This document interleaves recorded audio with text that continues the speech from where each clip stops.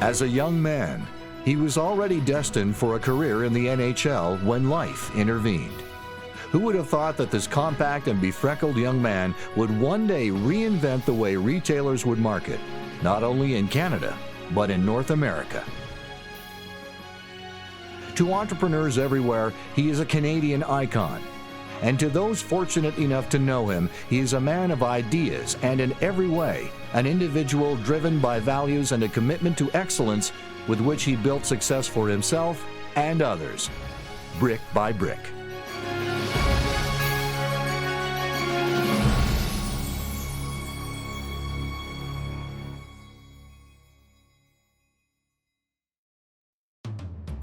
Born in Winnipeg, Dr. William Comrie, otherwise always known as Bill, was 2 years old when the family moved to Edmonton. His father, Herb, owned a small 2,000 square foot furniture store, Alberta Factory Sales, which provided the family with a modest living. Bill was a physically gifted and competitive athlete. In 1966, as a junior hockey player at the age of 16, he was signed by the Chicago Blackhawks to play on the Moose Jaw Canucks and played later for the Edmonton Oil Kings. Rick Lawlisher was on the ice and the bus at the time as Bill's teammate and friend. He's a very competitive guy in business and in sports, and out of that has done very well. But at the age of 19, a promising hockey career came to an abrupt halt when Herb Comrie passed away. Bill immediately gave up hockey to look after his mother and the struggling family business. At first, he tried to sell it, but instead found two investors who bought half interest. Bill put his car up for collateral to buy the other half and moved the store to a bigger location, changing the name to Bill Comrie's Alberta Factory Sales. And then came the moment that would change his life and the world of retail forever. It's a story his son, Paul Comrie, is very familiar with. So the story goes, he's out on a date. He goes to a drive-in movie theater at midnight, and it's packed. And he leans over to his date and says, I should run a furniture sale at midnight. Look at all the people that are out here. The next day, he approaches his partners and says, it's not that crazy of an idea to have a midnight madness sale. And they told him he's crazy because he can't get 2 to 3 people to his store during the day. What makes him think he's going to get 3 people out to his store at midnight? So they bet him a steak dinner that he won't get more than 3 people at his store. So he goes ahead, he runs the promotion, and he's getting the store ready around 6 o'clock before the Midnight Madness sale, and he hears a rattle at the door. He goes down to the door, and there's a couple standing outside. He says, can I help you? They said, we're here for the sale. He said, well, you know it doesn't start till midnight, right? And they said, we know, we're here to line up. So he says, okay. He goes back in the store. Around 8 o'clock, as he tells the story, 1,000 people are outside. He's 19 years old, and he's the only person inside. So he quickly calls his 2 brothers and a friend, gives him a crash course on how to sell furniture, and within 2.5 hours, he's written $144,000 in sales. And to put that in perspective, it was more than his father, Herb, had written in the entire previous year worth of business. And the rest was history. Bill wanted to expand, but his partners didn't share his ambition, so they bought Bill out for $16,000. Bill used half of the proceeds to pay off the bank and the other $8,000 to start his own store. In 1971, Bill Comrie's Furniture Warehouse opened its doors, marking the beginning of a period of incredible growth and promotional inventiveness. By 1974, he had become Edmonton's top furniture retailer.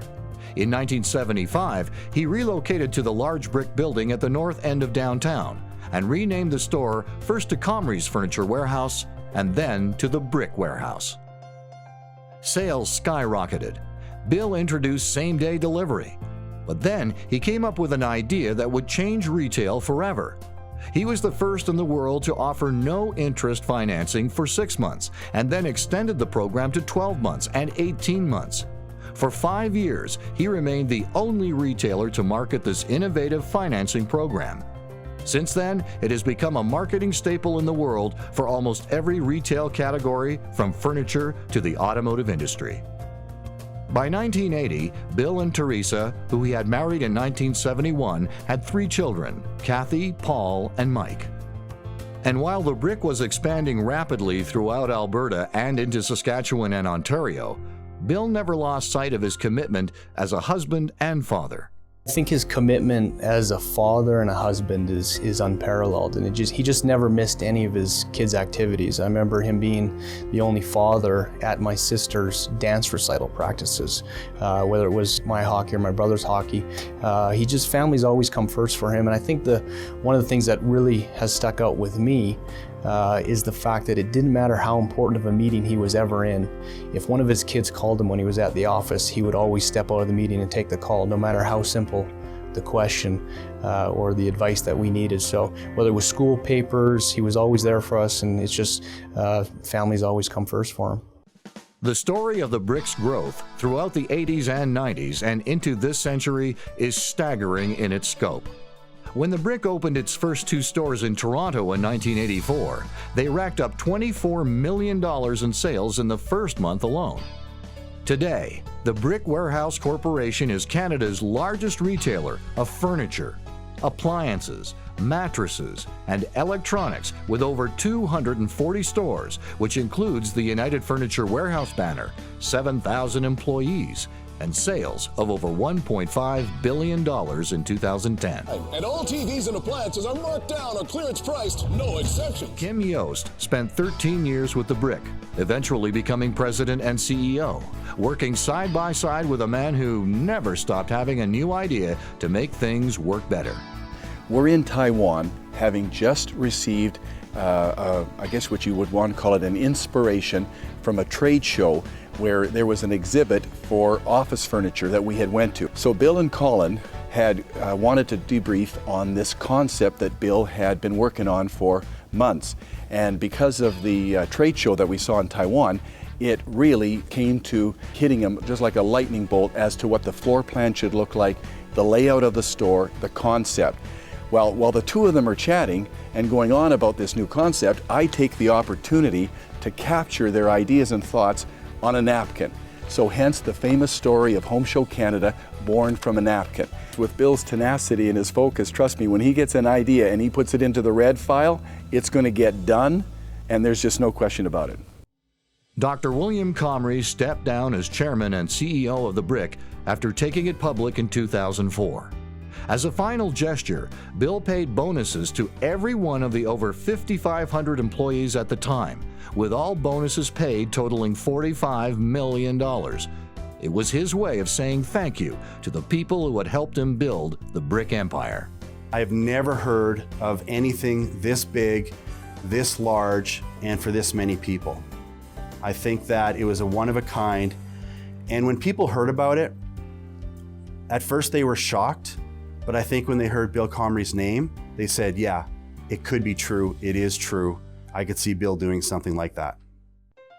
Having shared the wealth with his employees, Bill was ready to pass on the torch and move on. Teresa had passed away in 1991 of breast cancer. Later, he remarried, and with his wife, Roxanne, he had 2 more sons, Eric and Ty. Daughter Kathy has her psychologist degree, while his sons have carried on the hockey tradition as well as the business tradition. Michael and Paul were the only brothers to be born and raised in the same city and play for the same NHL team. Mike, a forward for the Pittsburgh Penguins, is currently recuperating from hip surgery, while brother Paul, who retired from hockey following serious injuries, looks after the store as Senior Vice President of Merchandising worldwide for the Brick.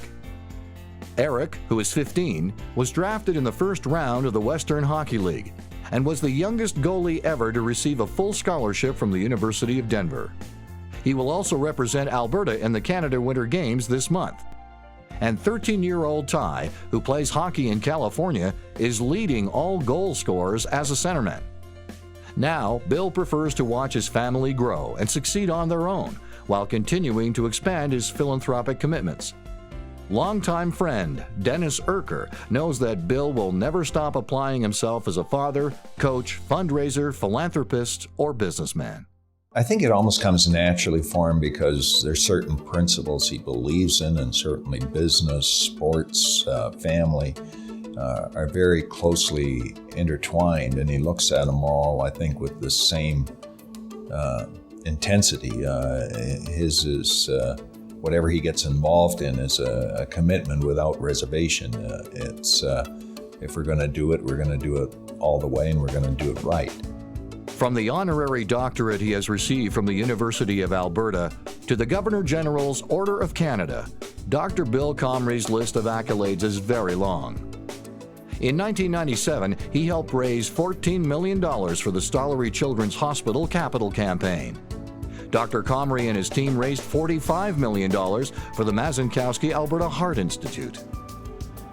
We've had a lot of fun over the years, and probably working together on the Stollery Children's Hospital campaign and the Heart Institute were two very memorable experiences. In both cases, we were given a goal, and like we met shortly after that, and his immediate response was we were going to more than double either one of them. And initially no one believed it, but it became very evident, and you just knew it was going to happen. It wasn't, it gets back to the commitment without reservation. Once he says he's going to do something, it's going to happen.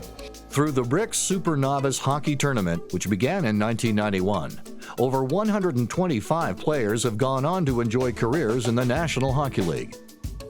Due to the BRICS' continuous support, Sports Central became the BRICS Sports Central in 2004, and last year, the organization provided 11,000 children who could not afford it with sports equipment. He has built his success brick by brick. He has reinvented retail, inspired a bankrupt football team to win the Grey Cup, and helped young people to enjoy life and opportunity. So what's next on Bill Comrie's list of things to do? What ideas are being scribbled down on notes and napkins? What inspirations are hidden in the red folder? He's got a passion for life that's inspiring, it's contagious, and he's going to continue giving. He wants to see anything that he's involved with succeed, and I think he's always wanted to build something that would outlive him, and these things are all part of that, whether it's family, sport, or business. He just seems like a man that is always trying to give back to the community. He's always trying to give back to others. He'll be coaching, he'll be inspiring, and he'll be taking anybody who's in his visibility to the next level. As I know well, his family's always going to come first, because it always has, and I think that's not going to change. Only time will tell. But one thing everyone can count on, if it's never been done before, it will get done, because Bill will probably be the one to think of it. He always has, and he always will.